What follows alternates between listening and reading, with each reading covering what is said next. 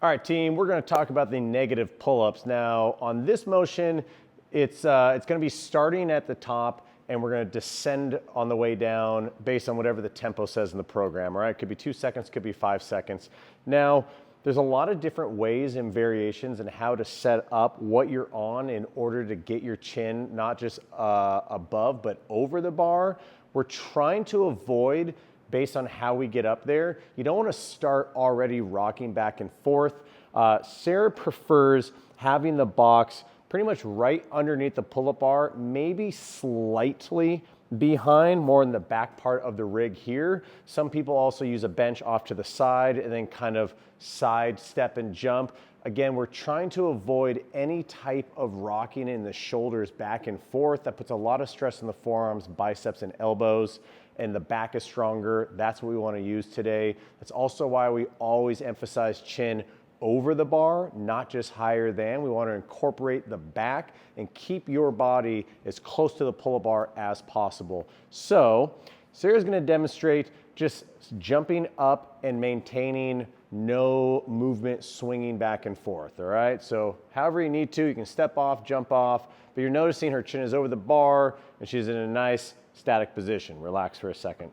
Now, I'm gonna have her start a little farther behind. I know sometimes based on the setup, especially in a class, you may have the bench behind the rig. It doesn't quite fit in. People think it's good enough.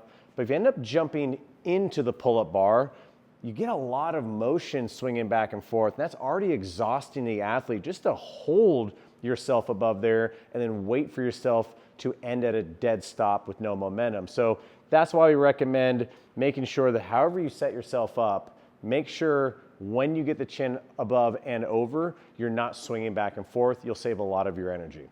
All right, now, regardless of whatever the tempo says in the program, 3 seconds, 5 seconds, 10 seconds, is you wanna make sure you always move continuously in a nice smooth motion back down to a nice hanging extension. It is very easy to kind of count in your head or look at a clock and accidentally move in this very herky-jerky motion. So what we do want to see is Sarah go down for 3 seconds on my count. 1, 2, 3, ending at extension by the time your tempo is up. What we do not want to see is the athlete moving and pausing almost every time they hear or see the second count. For example, 1, 2, 3.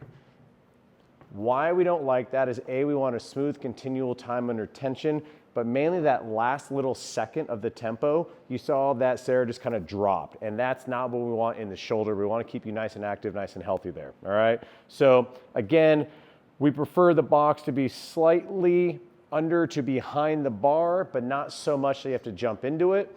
But why we say maybe slightly behind is because when the athlete, in this case Sarah, hits that full extension, nothing is in their way in order to maintain that nice hollow position at the very bottom, all right? So that's your negative pull-up.